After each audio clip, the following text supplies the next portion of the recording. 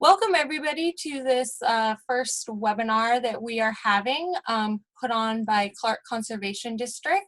We are here with two amphibian and stormwater experts in this series that we're calling Chat with an Expert, local amphibians and stormwater. So just to give you a quick introduction, again, my name is Ashley Smithers. I'm with Clark Conservation District. We are a non-regulatory agency that provides technical assistance to landowners, and we put on workshops like the one you have here today. Another workshop that we put on is our watershed stewardship workshop, and so we'll have a couple webinars that we'll be doing for that in the future, as well as a couple more of these amphibian workshops coming up. So if you'd like to learn more about that, check out our website, clarkcd.org. It should be where y'all registered. I'm just going to quickly introduce our two panelists. First, we're going to have Laura Guderian from the city of Portland, Oregon, talk with you all. She's an ecologist who has done a lot of research on urban amphibians, urban turtles. She might let you know how she was out today looking for some turtles, as well as just other urban wildlife. Katie Holzer, our other panelist, is from the city of Gresham, and she has done a lot of research on stormwater and has done some amazing PhD research on amphibians. So with that, I'm going to go ahead and get your last vote in, and we'll get this started. So we'll start with Laura. All right, can you hear me okay? All right, I am going to share my screen so that we can see my PowerPoint. And again, my name is Laura Guderian. I'm an ecologist with Portland Parks and Recreation. And I do a lot of amphibian and reptile surveys across the city, but I also do a lot of restoration as well. So the goal being, we want to know what critters we have in our parks and natural areas so that we can make sure that those are as healthy as possible for those critters. And I kind of specialize in the amphibians and reptiles. So my job today here at this webinar is going to be to give you a preview of what are amphibians, and then what are the most common ones that you might find around your house, or if you do have a stormwater swale or rain garden.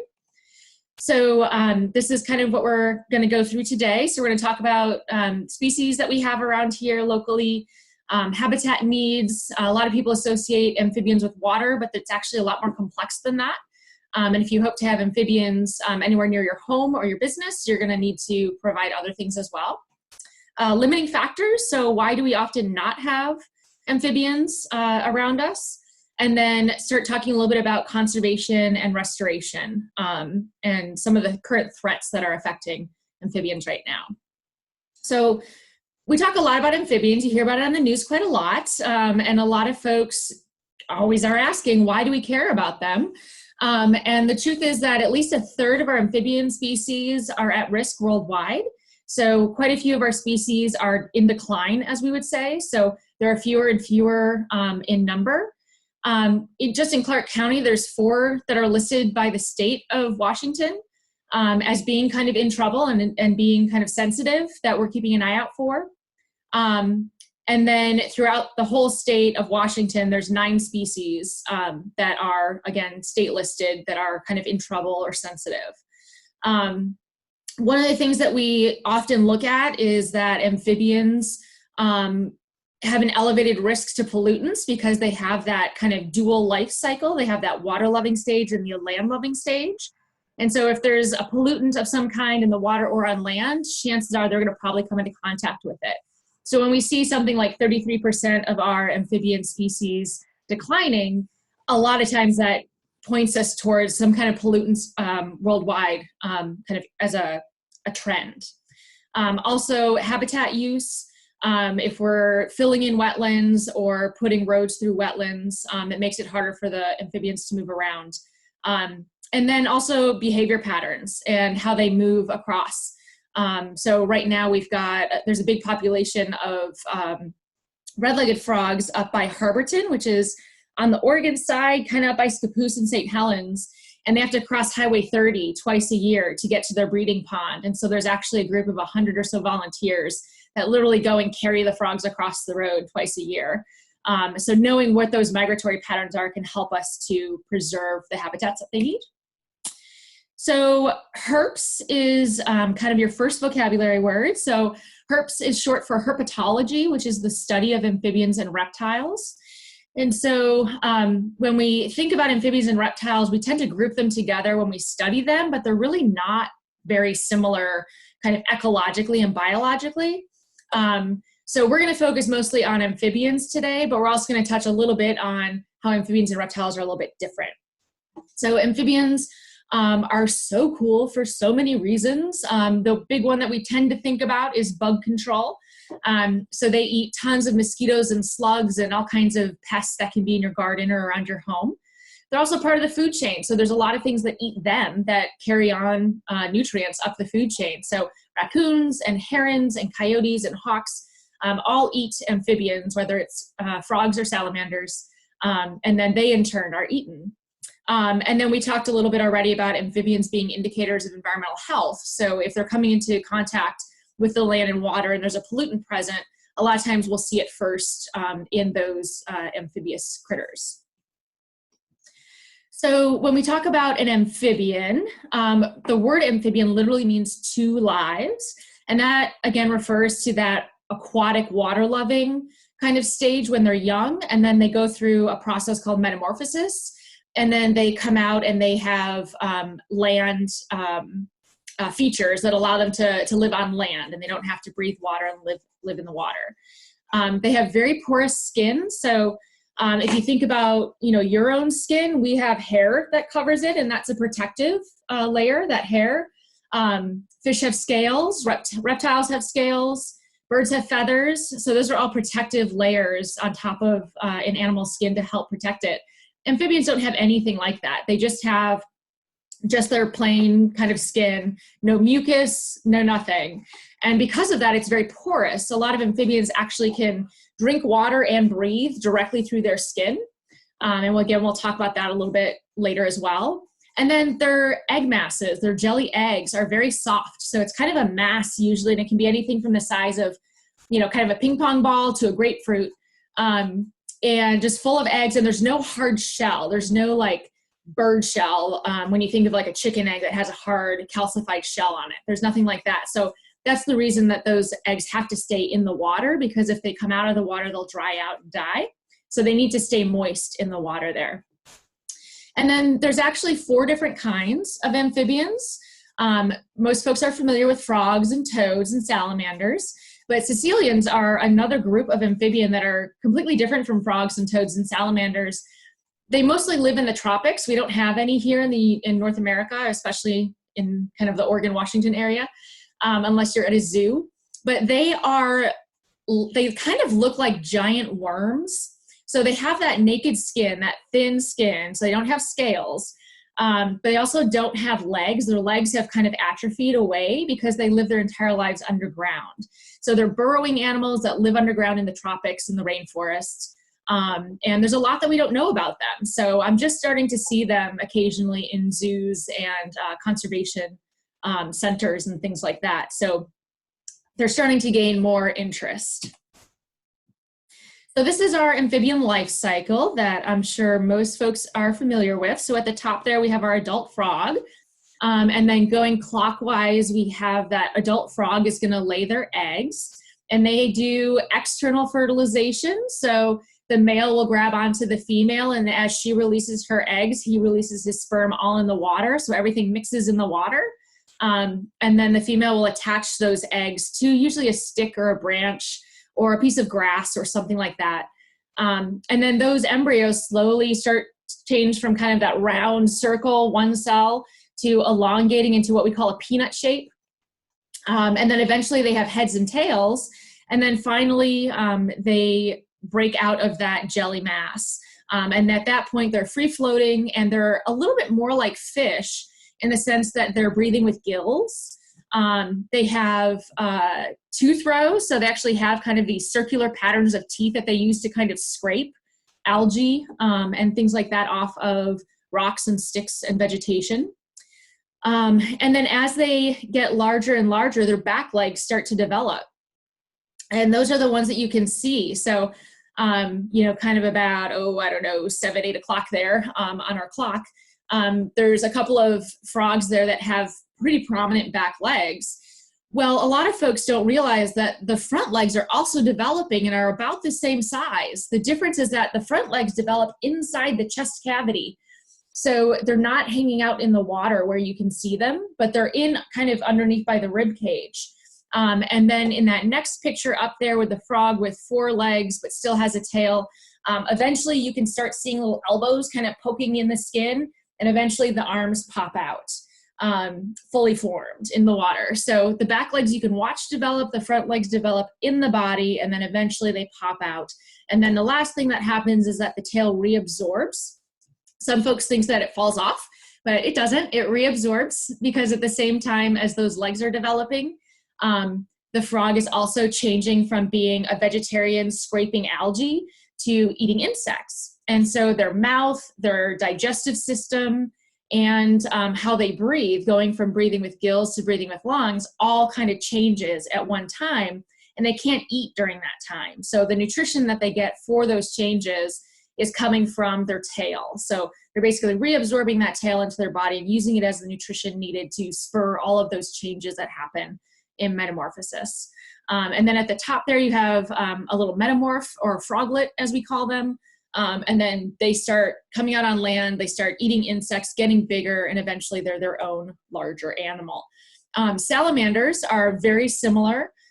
There's a small caveat that we'll talk about, but for the most part, same kind of idea. There are salamanders that lay their eggs in the water, they hatch out in the water, they go through metamorphosis very similarly and come out on land. There is one group of salamanders called terrestrial salamanders where they don't ever have to go to a pond to breed or to lay eggs. They actually spend their entire lives inside of logs or in the dirt at the bottom of a forest.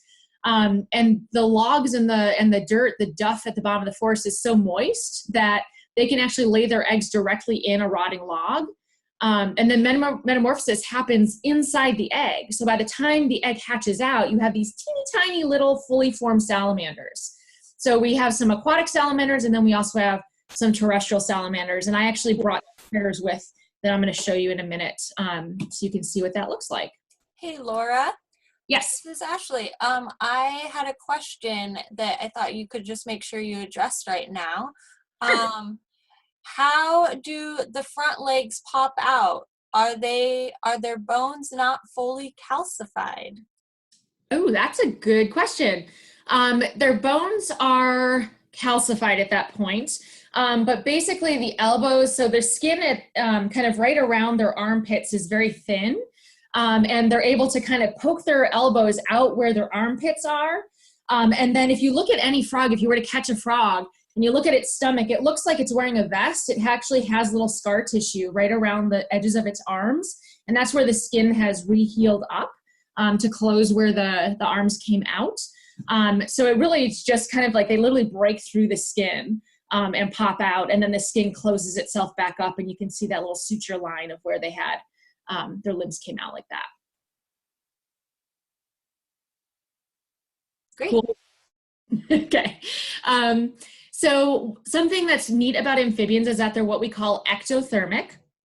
So that means that they are the same temperature as their surroundings, as their environment. So humans, we have a metabolism, an internal metabolism. So we eat food, and then that food gets burned up inside our bodies and it creates heat, and that allows us to stay at a constant temperature, 98.6, right? But ectothermic animals like amphibians don't have an internal metabolism. So they actually have to sit in the sun for a number of hours a day in order to digest their food, to incubate their eggs, to fight diseases, to do all of those kind of natural processes that our metabolism and our heat that we create allows us to do. So One of the consequences of that is that if you find a frog and it's a cool morning, it's going to be really sluggish and slow. It's not going to be able to move very fast because it needs to be warmed up before it can really have a lot of energy. Same thing if it's a nice sunny day, you'll see frogs jumping through the grass like crazy because they're nice and warm and they've got all that energy ready to go.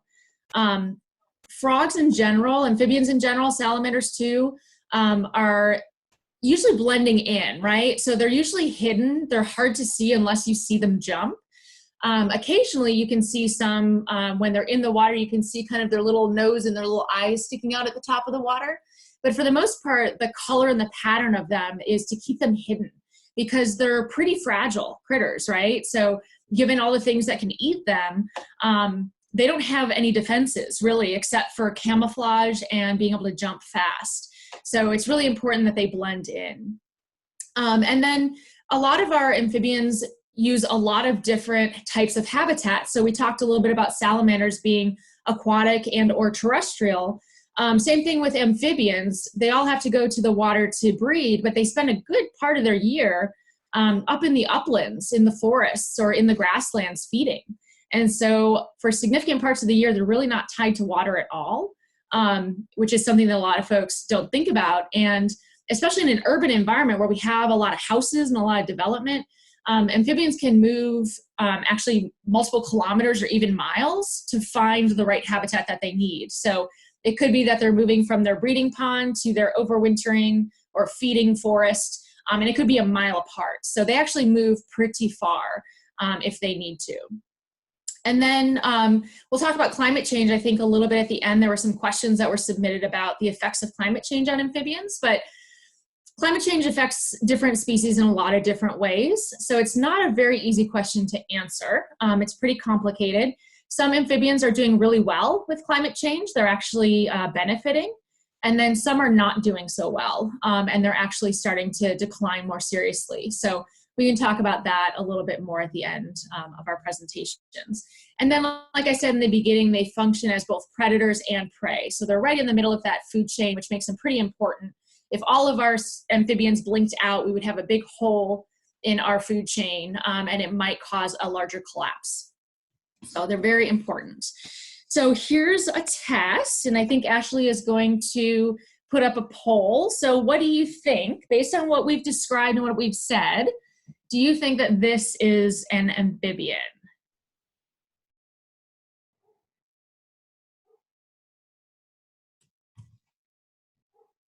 Can you see it now?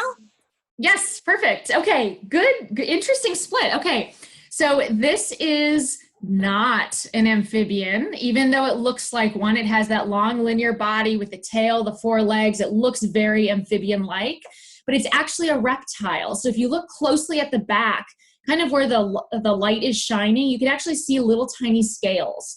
So this is actually a skink, which is a reptile. How about this one? Is this an amphibian? All right, I think most of you got it. That is a goldfish, right? So that is a fish. It is not an amphibian. It too has scales. And remember, there are some similarities between tadpoles and fish in that they both breathe with gills and they have that kind of underwater lifestyle, but they're very different animals in many other ways. So this is a fish, not an amphibian.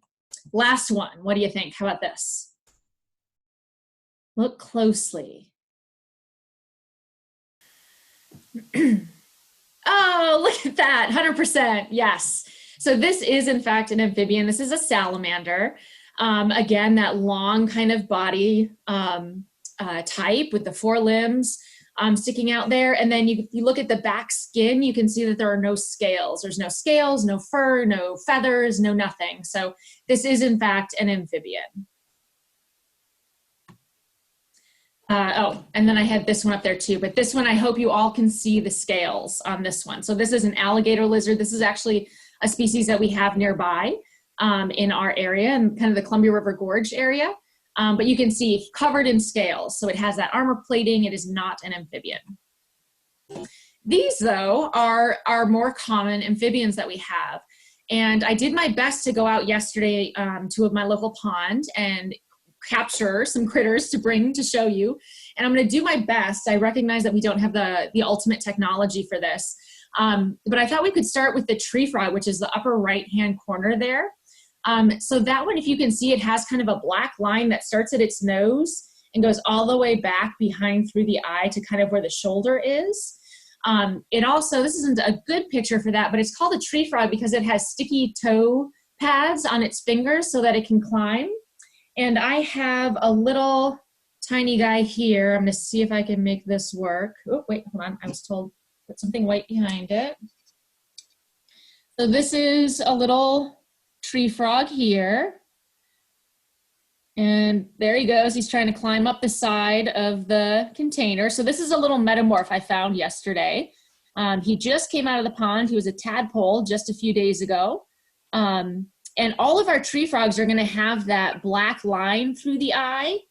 And then they're going to have those sticky toe pads. And it's the only species that we have. So if you catch one and you can feel it kind of sticking and climbing up your hand, most likely it's the tree frog. And then just look for that black line through the eye as well. So this is our little tree frog here. You can see he's got a black line going through his eye from the tip of his nose to his shoulder. And then before he was climbing up, but I can kind of tip him like this. You can see he doesn't fall off, right?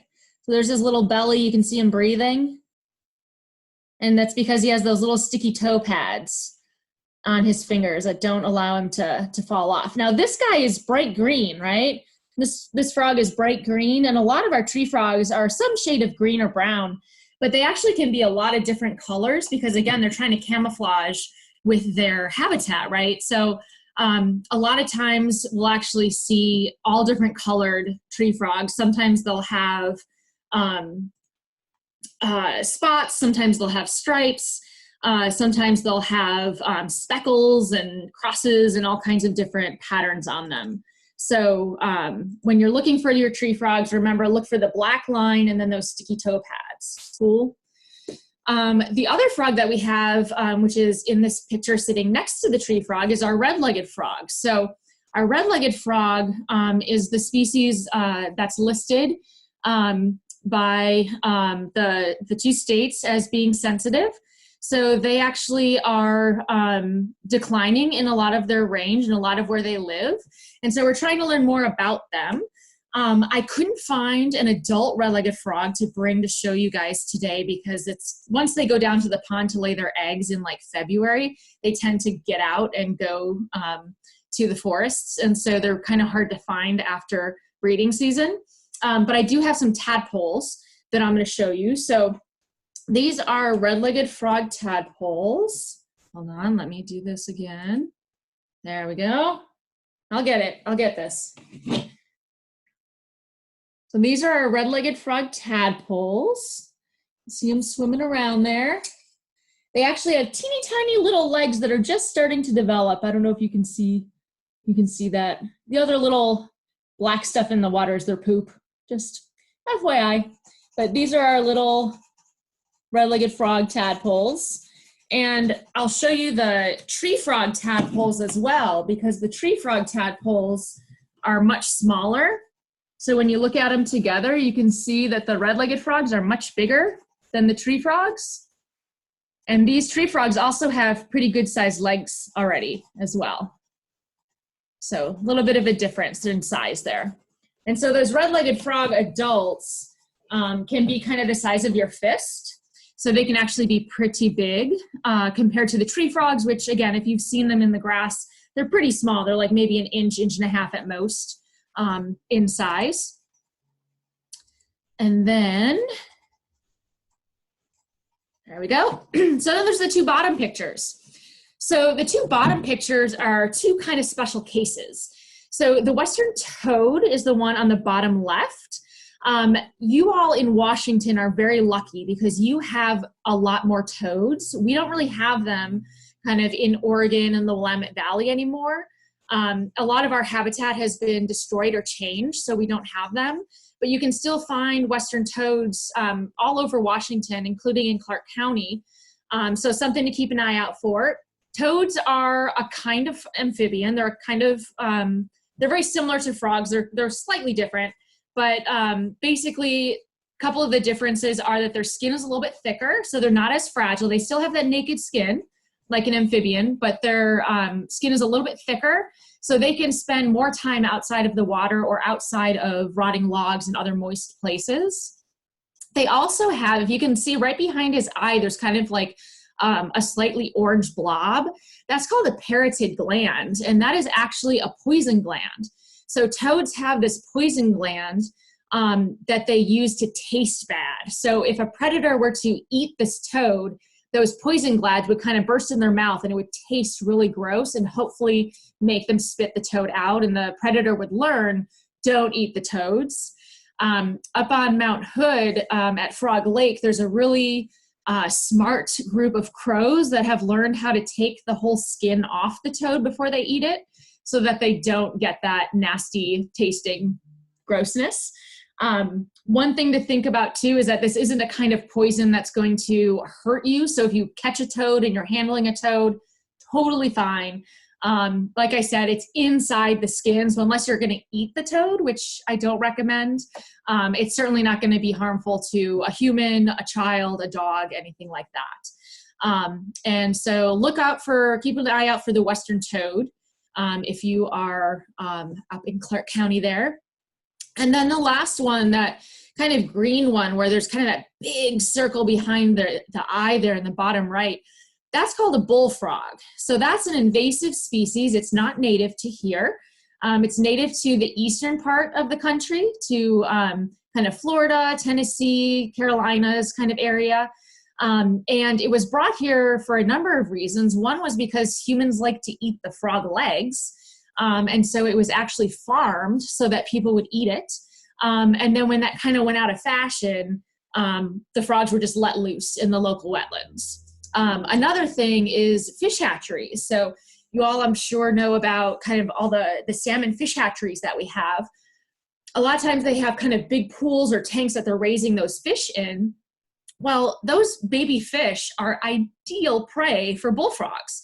So usually you have a big population of bullfrogs living with those salmon fry at those hatcheries. And then when they use big nets to round up all the salmon to take them and dump them in the river, they always end up grabbing bullfrogs as well and also dumping them. And so we end up spreading bullfrogs around quite a bit that way.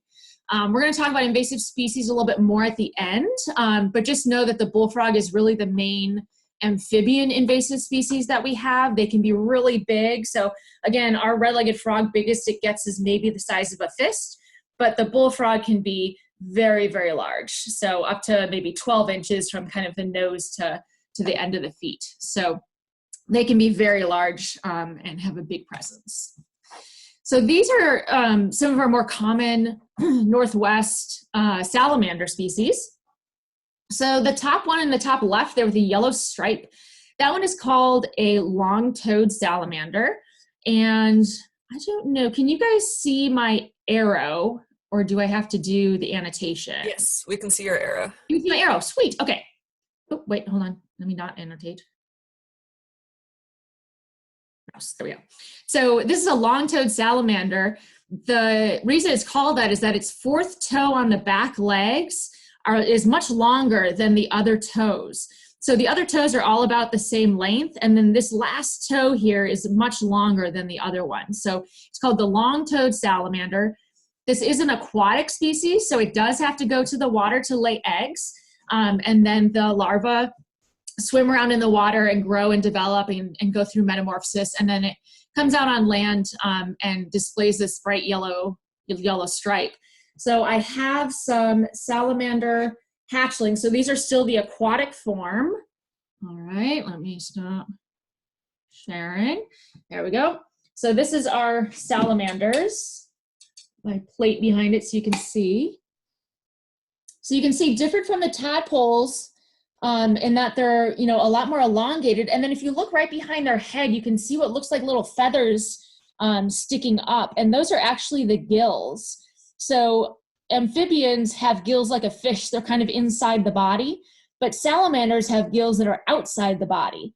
And if you were to use a microscope or a magnifying glass and look really closely at those gills, you could actually watch the blood circulating through and pulling oxygen out of the water. So this is our salamanders. They've already got all 4 legs. And then as they go through metamorphosis, they'll absorb those gills back into their body as well as kind of the fins on their tail, but they'll retain kind of the musculature of their tail. So that's one of our aquatic amphibians there. And then, go back and forth. Whoop. Ah. Okay, there we go.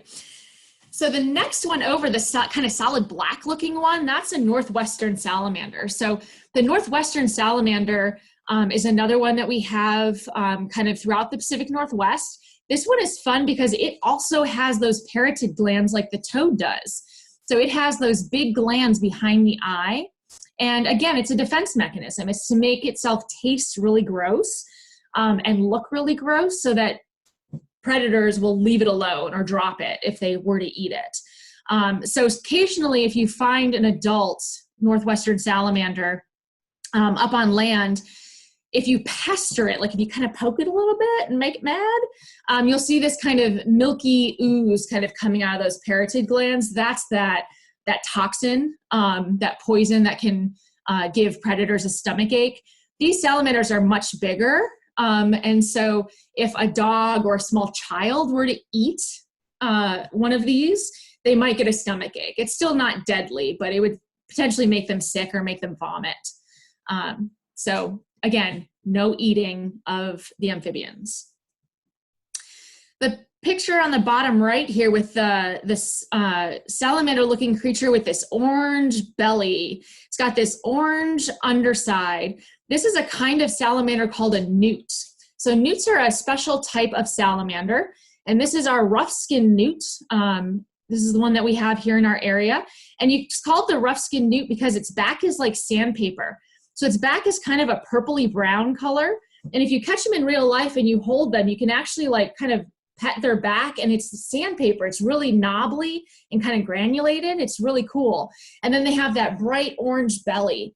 And that bright orange belly is also a signal that this salamander also has a toxin in its skin. So this one doesn't have the parotid glands behind the eye. Instead, its whole skin, its whole body has a bad tasting, gross tasting toxin in its skin. So if a predator eats it, it hopefully would spit it out. But it can use that orangish belly to kind of display and tell predators, hey.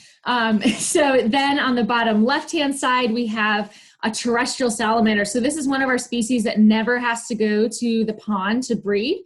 They lay their eggs in rotting logs, and when the babies hatch out, they hatch out as teeny tiny little salamanders. And I have one of those teeny tiny little salamanders here that I found yesterday. So this is a teeny tiny little salamander. He's about the size of a penny, I guess I would say. I hope you can see that. And so this is a little western redback salamander. He has the red back on him there. And let me see if I can take the lid off this container. Maybe we can see it. Oh, hold on. I forgot I was supposed to stop sharing. There we go. Okay, let's try that again. Let's see if I can do this. So there's my little salamander bub. So that's our little tiny salamander. He's again about the size of a penny, kind of all the way around. There's another look at him there. And he's just a little teeny tiny adult, basically. And then I do have a couple of adults here as well to show you. Let me see if I can. So these guys are quite a bit bigger. They have that bright red back. Let me see if I can actually flip this all the way. There we go. Let's try that. So you can maybe see the red stripe on those guys. This is kind of a young one, maybe a 1-year-old, and then a full-grown adult.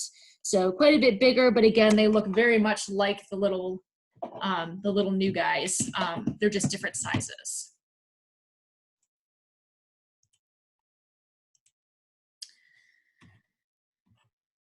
All right, next. So monitoring. So if you want to know what kind of frogs or salamanders you have in your around your property, there's a few different ways to do that. So the first is looking for the eggs in the water. So in this picture, you can actually see there's multiple egg masses in the water, kind of all clumped up together here. And the cool thing about our species is that they all have egg masses that look really different. So you can learn the difference in what those egg masses look like, and then you can tell what species they are. So for example, this is a northwestern salamander egg mass, this is a red-legged frog, and this is our tree frog. So once you know what to look for, you can actually go to the pond and count how many of each different frog or salamander you have. Another way that you can do for the terrestrial species, like our western redback, is literally crawling around on the forest floor, picking up rocks, logs, bark slabs, moss, that kind of stuff. That's where they're going to be living. So you can actually just kind of crawl around and gently lift different things up off the forest floor and see if you can find any. And then finally, stream surveys. We have a few species that live in the Pacific Northwest that live kind of right on the edges of the stream, kind of in the splash zones of waterfalls or those slower edges. And so same thing, you can kind of crawl through the stream, lifting up rocks and that sort of thing to find those critters. So we talked a little bit about this. So in addition to just water, amphibians need food. So they need algae when they're in the water, and then they need insects or larvae when they're on land. They need to be able to hide from predators. So not only do they need the camouflage, but they also need sticks and logs and vegetation to hide in. Breeding habitat, like we said, can be logs, ponds, streams, just about anything. So lots of different types of habitats.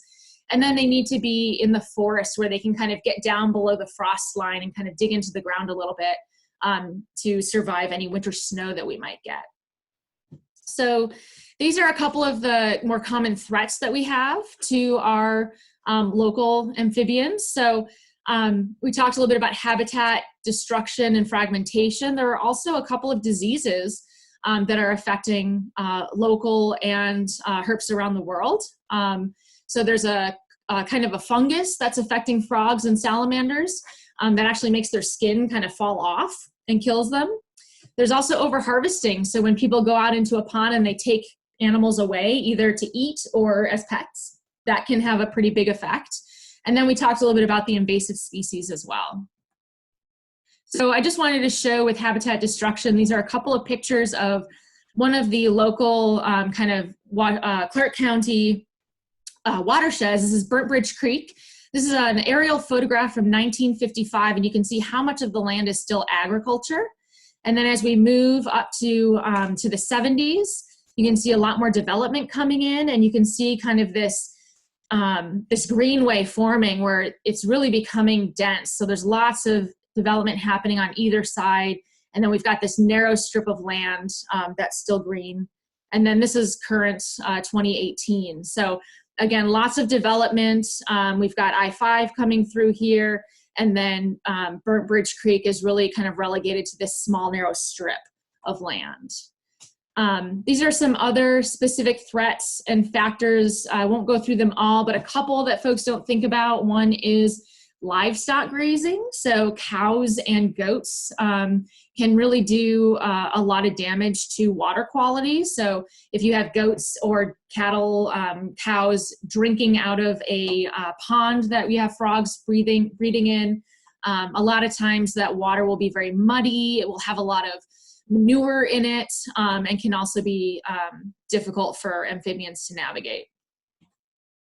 And then providing habitat. So really it's taking what we talked about in terms of what the habitat needs are in terms of shelter, water, food, a place to bask in the sun, and then a place to breed, whether that's a log or in the water, and provide some of those pieces of habitat. You don't have to provide all of those pieces in one place. A lot of times they're already provided for in one way or another in your neighborhood. But piles of rocks, piles of sticks, or even a little backyard pond can be enough to bring them to your yard. A couple things to think about if you do want to try to attract them. We tend to have an aesthetic in our culture of keeping our yards clean. So no leaves, no glass clippings, no sticks. But the reality is that those are all habitat. And so we want to actually keep as much of that on the ground as possible to provide places for the critters to hide. Let critters come in naturally. You don't ever want to go to a pond and collect animals and bring them back to your house, because you can also be transferring unwanted vegetation, invasive species, or even some of those diseases like that fungus. So you always want to let amphibians colonize your backyard themselves. And then thinking about pesticides and fertilizers and those pollutants that could potentially be in your backyard, we want to limit those as much as possible. And then dogs and cats love to find and play with amphibians. So we mentioned before, this is my last slide about invasive species. That upper right-hand picture is a bullfrog eating one of the native species. And then the bottom right is actually a red-legged frog that's trying to mate with a bullfrog. And that's not going to go very well. So when we have invasive species, a lot of times they can outcompete the natives, or they can cause other issues with how they're breeding, how they're feeding, how they're basking. And so in general, we want to limit the invasive species that we have. And that's all I have for my part of the presentation. Went a little bit longer, so we're just gonna have Katie go a little quicker, and then we'll do a time check when she gets done about having our conversation portion. So with that, go ahead, Katie. All right, so my name is Katie Holzer. I'm a watershed scientist with the city of Gresham, and I've been studying amphibians for about 14 years now, and then I've also started working in stormwater, and there's a lot of crossover between the two. So I'm going to talk a little bit about what is stormwater, and then how amphibians use stormwater ponds, and then how you can help with some of that. So for those of you who aren't familiar with the term stormwater, I'm going to play a little video I took. Let's see if I can turn this down. So usually when it rains, the water can soak into the ground and it'll help recharge groundwater. When there's things like roofs and roads, the water can't soak into the ground. So it runs down the street, it picks up any pollutants that are there, and it goes down into a storm drain. And so then we wonder, okay, it disappears down this storm drain, and what happens to it? And often when I ask people that, they think, well, I think it probably goes, I don't know, maybe to the wastewater treatment plant or some other place to get cleaned first before it goes into any sort of water. And that's usually not true. Usually what happens is it goes into that storm drain, it goes into a pipe, and then goes, here's that pipe coming out just right at the bottom of the hill. It gets piped directly to the nearest stream, and you can see the black water coming out there. And so there's that water going right into, this is Beaver Creek in Gresham right here, where downstream there are not only beavers and frogs and lots of other things, but there's also salmon that are trying to spawn here. So something that's been, usually these stormwater grates are just here to get the water off the road so people can drive. But recently, when we've understood how important cleaning that stormwater is, there have been a lot of stormwater ponds that are built. And it's not just stuff coming off of roads. Here's some clean water coming into a stream from a stormwater grate, and then here's where there's erosion coming from a farm. So you can see that that makes it hard for animals to live. So here's a few general categories of stormwater pollutants. One is fertilizers from lawns. Those can wash in, so when there's extra nutrients. So here's an algae bloom that happened from one.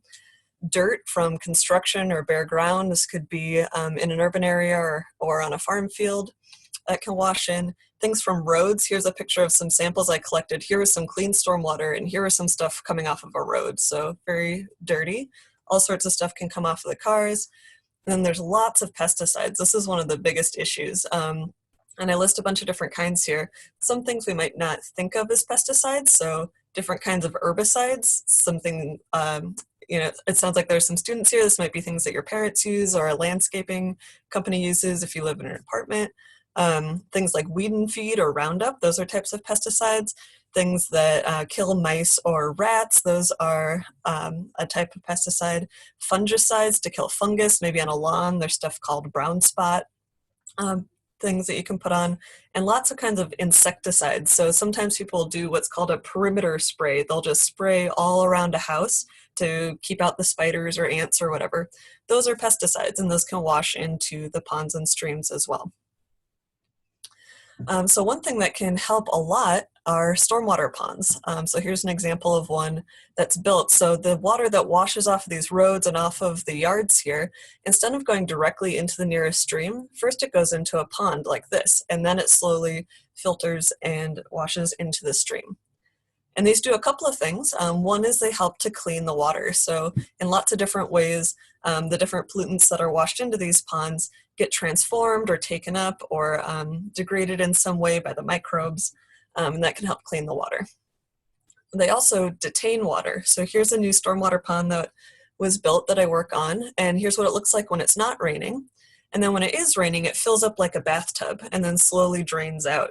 And so what that helps with is, here's a stream that when all the roads and houses were built around it, suddenly all this water was rushing in instead of soaking into the ground, and it caused erosion in this stream. And so when you have these ponds that can help detain that water, it prevents that erosion in the streams. So here's a little video. This is actually that same pond that filled up like a bathtub. So in addition to cleaning water and in addition to detaining that water, these can also serve as habitat. So if you look here, there's tons of little tadpoles. This has tree frogs, red-legged frogs, and long-toed salamanders all breeding in it within the first year of being built. So a lot of these areas where houses are built used to be great places, used to be wetlands, and then those got either drained or filled in. And so now as we go in, now in Gresham and a lot of cities, there are requirements that you have to build these stormwater ponds when you build them. And so now we're recreating some of that habitat that was lost. So I'm just going to mention, here are a couple of papers. I actually can send these out if you want. Laura and Ashley were an author on one of these that looked at stormwater ponds and natural ponds, both of which were used by native amphibians. And then I'm an author on another one showing that for each of the species here, they actually use these human-created ponds even more than the natural ponds that were left over. And that's because of the certain sizes and types of plants that were there. So just because people built a pond doesn't mean it can't be habitat. So these stormwater ponds are a really good opportunity. So just to show you what some of these look like, here's examples of some large ponds. So think about if you've seen any of these in your neighborhood or near your school or when you're going around. Here are some more neighborhood-sized ponds. Some of them look nice, some of them look gross. Every single one I'm showing you has a bunch of amphibians breeding in it. And some yard ponds. So you might have a rain garden or some sort of small pond. And this is what some of the eggs can look like when they're in the pond. So they'll usually lay their eggs in winter and in spring. And so here we have northwestern salamander egg mass, long-toed salamander. This is a tree frog or chorus frog in the center. And both of these are red-legged frog egg masses. You can see right when it was laid and then when it's about to hatch. And then later in the year, like this time of year, you'd mostly see tadpoles. So here we have the salamander larvae like Laura was showing and the tadpoles of the different species in those ponds. So a big question is, I just told you all these gross pollutants wash into these ponds, right? That's why they're there, to help clean those pollutants. And then I'm telling you that they also serve as habitat for amphibians. So you might say, as many people do, and hopefully you do wonder, well, isn't that really bad for the amphibians then? We've been talking about how sensitive they are, and then we're just saying that there are all these pollutants going into where they live. And that's partially true, and it's something that's really important. So in general, what we found is that the most polluted ponds, the ones that are getting a lot of, the ones that's just road runoff, yeah, you're not going to see any amphibians there. It's too polluted for them. But the ones that have not as polluted runoff in neighborhoods where they don't use a lot of fertilizer or pesticides and there's not a lot of traffic, those ponds can be really excellent habitat, and there's not, the pollutants aren't too much for them.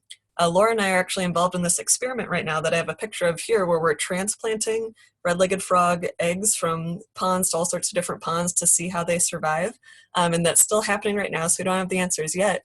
But in general, what we're finding is any pond where the frogs have come on their own, tadpoles are doing well in those ponds. If there are ponds where we're not really seeing them come on their own, they're choosing not to be there, then when we try to bring tadpoles there, they're dying. And so what that's showing us is that the frogs and salamanders are doing a good job of picking those ponds that are good for them. So if the pond's bad for them and they're not there, don't try to bring them there. If it's clean and good for them, they will come there. So a few things that you can do to help amphibians in stormwater ponds, because all these things wash into the ponds, and the cleaner the water is to start with, the better it is for them. So one motto that we always use is only rain down the storm drain. So if you think about, should this be going down the drain, think about, is it rain? Okay, then it shouldn't be going down the storm drain. So minimize fertilizer. Sometimes I'll have people say, well, I want to use some fertilizer and I want it to be really green, so I'll put a lot of it on there. And that doesn't really help your lawn, and a lot of it just washes off into the pond or stream and causes pollution. So only use as much as you're supposed to. There are things called slow release formulations that are better, And it's even better to just use mulch or grass clippings and not use synthetic fertilizer at all. Keep your cars maintained so they're not leaking extra pollutants. Minimize erosion, so don't have bare ground that can wash off into the ponds or streams. And then minimize pesticides. So again, don't put on more than you're supposed to. Choose less toxic methods. Here's a resource here for ways that you can minimize pesticide use. And then just mentioning a few good features for habitat when you're talking about stormwater ponds. In general, there needs to be standing water through midsummer so they have long enough to go through metamorphosis before it dries. There needs to be plants in the water below the water line so they have something to hide in and attach their eggs to. And there needs to be areas for basking. So they, like Laura said, they need to warm up in the sun. So here's some tadpoles with some open area to bask. And then some people ask, when should you do work in a pond if you have to, if you want to go trim the plants or dig down a section or something. So you want to avoid January through March, so there are eggs in there. You want to avoid April through July because there are tadpoles in there. But once the tadpoles are out, it's a good time to work. So August through December is when we go and do all of our pond maintenance because that's when there won't be amphibians in the pond. Something to look out for is what we call death traps from these ponds where the tadpoles can get sucked into the little inlet structures here and get stuck. So here's a bunch of little red-legged frogs that have gotten stuck in this catch basin. So we go and check in May and June and see if anyone needs rescuing out of there.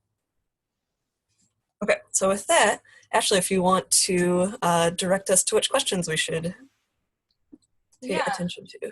So let's go ahead and we can just back out of that and we can do this. So unfortunately, it went a little bit longer than we were expecting, so we don't have as much time for the question and answer portion. But I will say if people want, we can stay on maybe a little bit longer. And if you are wanting to, you can stay on a little bit longer to watch the rest of this. But feel free to just throw in a quick question to the Q&A section if you'd like. This will be posted afterwards it's all being recorded and it will be posted on our website. So with that, I think if you guys are up for it, we'll do a couple of these questions. And like I said, thank you all for joining. And if you have to leave, because we did say this was going to be just an hour long, then feel free to leave at this point. For those of you that are students and are looking for getting credit for this, I will be sending out a informational form, which you should have already gotten, but it's also on our website where you registered, and you can give us both feedback for those of you that aren't students and those of you that are students. Go ahead and fill that out for credit. So with that, we'll just do like a couple of quick discussions, and I will first just get a couple of these questions that were brought in. I do have one question that's on the form that they're all going to be filling out. So that is for each of us to tell what our favorite amphibian is. I can start. All right, go for it. Mine is the western toad. I worked with them in Utah, and we do have them here, and I just think they look like cute old men, and I love them. My favorite is the Pacific tree frog or chorus frog. Super common, so people sometimes overlook it, but I am constantly amazed that everywhere I go, I find it. It'll be in the dunes in the middle of the sand. It'll be up at the top of a mountain. It'll be in the middle of the city. So I'm just amazed at their adaptability. My favorite would be the rough-skinned newt. I love that bright orange belly and that kind of purpley back. And they like to swim around all summer long in super clean lakes, kind of in the mountains. And so if you go jump into a lake, a lot of times you'll have a little newt kind of swim up and take a look at you and then go back down. And you can kind of have some nice fun interactions with them. Excellent. So there was a number of questions that people ask, and I think we kind of answered them for the most part, but just to reiterate, like what the most common amphibians are in Washington, and I think we went over that, Laura, really great in your presentation. And then a couple other people wanted to know what the rarest amphibian in this state was. So, do you guys know? It could be the Oregon spotted frog. I think there's basically one population of Oregon spotted frog in Washington that I know about.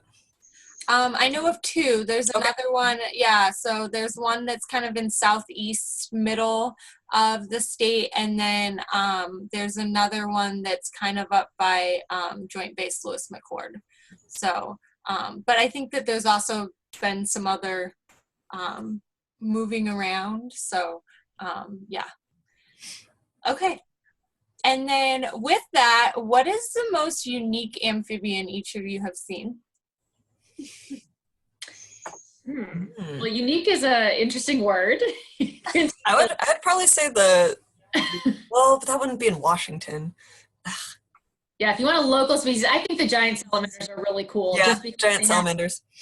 they're really big in size, and they have this life history where if there's enough food in the water and there's not a lot of predators in the water, they actually will not go through metamorphosis. Mm-hmm. They'll be sexually mature, but they'll retain the external gills and the fins, and they'll be staying in the water. It's called neoteny.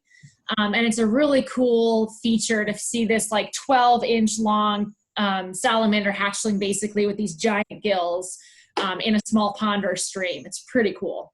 Yeah. Yeah. I would say one of my favorite was just this one that I found in Guatemala, and I thought it was super rare and cool, and I came back to find out that it was a very common amphibian. Yeah. So I think there's a lot of cool things. So somebody asked, if they are ectothermic, how do they hibernate? I was under the impression that mini frogs hibernate. Am I wrong? So hibernation, the word hibernation is really only associated with mammals. So us with the hair, right? So hibernation is kind of a scientific or a technical term. What amphibians do is more that they kind of just go into a period of low action or a period of torpor. So they just kind of, as the environment gets colder, they lose energy and they just kind of go still. And there are certain species, like the tree frog and the long-toed, that can actually, they have an antifreeze in their body and their blood. They actually freeze solid like ice cubes and then come back to life in the spring. So it's not really a hibernation. It's more just kind of a super slowdown of their body so that they don't have to eat during the winter when there's no insects. And they can also do something that's almost kind of the opposite of it. It's called estivation, where in the hot summer months, they'll often dig down into the ground until they find a wet, damp area because they don't like it too hot and dry. And then they can really slow down their heart rate and everything else. And they just kind of sit there underground waiting, and they'll sit there until they feel the rain penetrate all the way down to them, and then they'll crawl back up in the fall. Yeah, and for me, I think it's really important to just like think about these characteristics and how when we are thinking about restoration activities, different activities that we're doing, and like what habitat we're kind of protecting, to think about how amphibians are using both the pond and that buffers for maybe, you know, in the wintertime, being up on land in those duff layers, or, you know, if they need to burrow in, like having that a bit available habitat nearby to be able to do that is something that I think is really important. Okay, I'm going to kind of jump down to some other questions that we had. One I think that's just kind of really fun and different is our recent COVID-19 helping or hurting amphibians? And what do you guys think about that? We kind of rehearsed this one, we admit it. But in general, COVID isn't infecting amphibians that we know about in any way, but there's definitely a decrease in disturbance in parks and natural areas. People are staying at home, they're staying, you know, distanced socially. And so there's less people visiting these habitats that are causing disturbance. So in that case, amphibians might feel a little bit more free to act and do what they do naturally because they're not being spooked or scared or stepped on or having a bike go over them, and that kind of thing. So in general, the less activity that's happening outside means less disturbance, and they're hopefully thriving. Mm-hmm. And then on the opposite side of that, something that I've seen more is we've seen a lot more people dumping pollutants into streams or wetlands or on the street, where usually we would have a lot of eyes out there making sure that doesn't happen, and those eyes aren't out there right now. So when I have been going around and looking, there's a lot more pollutants in the stream and wetlands that shouldn't be there that's been dumped. So that can be hurting them. So it can go both ways. Yeah. So keep out of the habitat and maybe think about where you're and don't dump your pollution. pollutants. Excellent. So I think we talked about that one. And we talked about, some people had some questions about like biggest amphibian in the world, biggest amphibian in Washington. And we already talked about the giant salamander, kind of in the, one of the coolest ones that we've seen. And so that's definitely the largest one in this region. Bullfrogs can probably get heavier. So. Who? Bullfrogs. Oh, that's true. Somebody did ask about like the largest bullfrog we've ever seen, and mine's definitely like the size of a dinner plate, where it was just like it was a straight up football that I saw that like hopped by me. Yeah, they get really large and they're really loud. So. Yeah. And the biggest one in the world is way bigger. You'd have to like hold it like this, called the Japanese giant salamander. They can weigh up to 55 pounds. Kind of creepy looking. The first time I ever saw one, it was in a zoo and the little sign said salamander, so I'm like up next to the glass, I'm like, gosh, where is it? And then suddenly just the whole thing moved. It's like, oh my God, it's that rock I was looking under was the salamander. They're pretty cool. So what kind of amphibians do we commonly find in our backyard, and how can we support them? I know we talked a little bit about that. Some people were wondering about amphibians visiting their rain gardens or their personal ponds, and just like, what can they most likely find, and what can we just reiterate what we can be doing? Yeah. So I would, in general, it's sort of, I'd keep it clean, as in not full of pollutants, but also keep it messy in terms of, amphibians like plants lying around and piles of leaves and sticks and all sorts of things that we might want to try to take out of there to make it seem clean, but those are their habitat. So the more you can have, leaves, sticks, brush, plants, those are all things that they love. Yeah, I'm always telling people to remember not just like the wetland or the pond, but remember the area around the pond. And like, especially Laura and I's paper, one of the big findings that we found was just that 200, meter buffer around the area just being really critical for whether or not they use it. So that's just a really important thing to think about. So it helps with filtering your stormwater too. So I saw a quick question that I wanted to address. Someone asked about volunteer amphibian monitoring programs. Yeah. And I know that in Gresham we have one. The Metro Regional Government down here has one. Clark County used to have one, right? I'm not sure if it was active this year. Yeah, so we had Swamp, and then Swamp kind of went away for a little bit, and I know that this year they did get a couple surveys back in again before COVID-19 struck, and we had to kind of close that down again. So if you guys are interested in learning more about that, feel free to contact me and I can get that information out. We don't have quite as really fun programs as you guys do. It's really fun. You get to go out in the late winter and go look for eggs and wear waders and be part of science. It's a good time. Yeah, that's one of the ways I got in. So And kind of leading into that, there was a number of questions that people ask about just our careers and what got us interested in amphibians in general and stormwater, and also like just kind of if each of us want to speak to what motivated us to get into this as a career, what brought us towards amphibians and specifically, and if there's any sorts of like credentials or anything that you think are important that people need to be thinking about.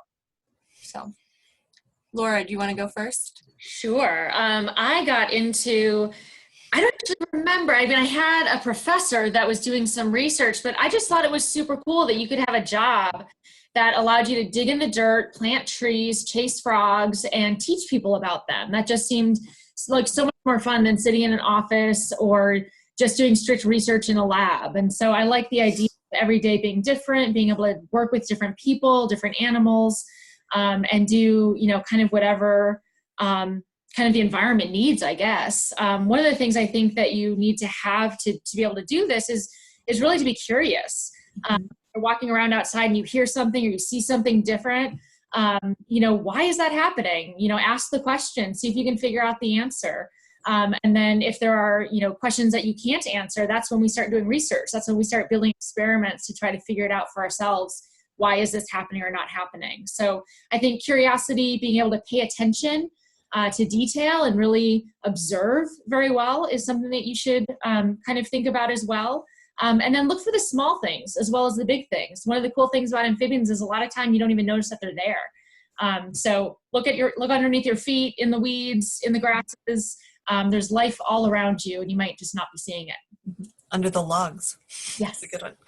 Yeah, similarly, I was really excited to learn that there's a job where you can be outside and answer questions and get to do science. So I was drawn towards ecology in general. And then amphibians was because I was in environmental education leading people on hikes, and to be able to have, a vertebrate that you can go out and find almost any time and hold and interact with is so important. And, especially when kids can go and see that stuff firsthand in their own neighborhood, I think is such an important connection. And so wanting to figure out how best to maintain habitat, especially in urban areas for amphibians, was sort of how I got into it. And, we all had a lot of schooling, and schooling is often required. Most of what I've learned that's actually useful has been by spending time with people who know stuff and spending time outside with them, going for hikes with people, and having them teach you about it and being curious about it.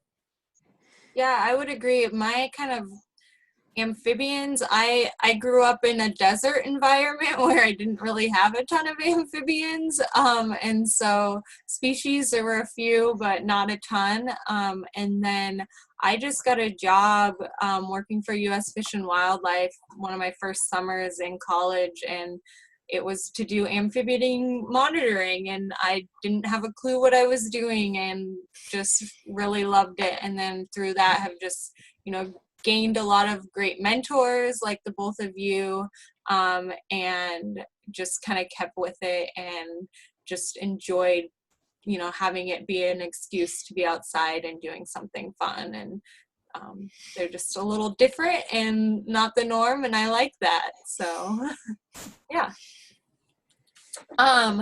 Okay, so with that, I think we're gonna go ahead and close this up, wrap this up. But again, thank you all for staying with us. If you stayed for the last extra 15 minutes to just hear a little chat, and feel free to contact any of us if you have any questions. And I think the best is through contacting me. I sent y'all an email, and then if you have specific questions for Laura or Katie, I can go ahead and get their contact information to you. So with that, I just wanted to thank you all for joining us today, and thank our two presenters for spending some time letting you all know about what they care about. So Thank you all. Thanks everybody. Thanks for caring about frogs. Yeah, have a great day, and let us know if you have any other questions.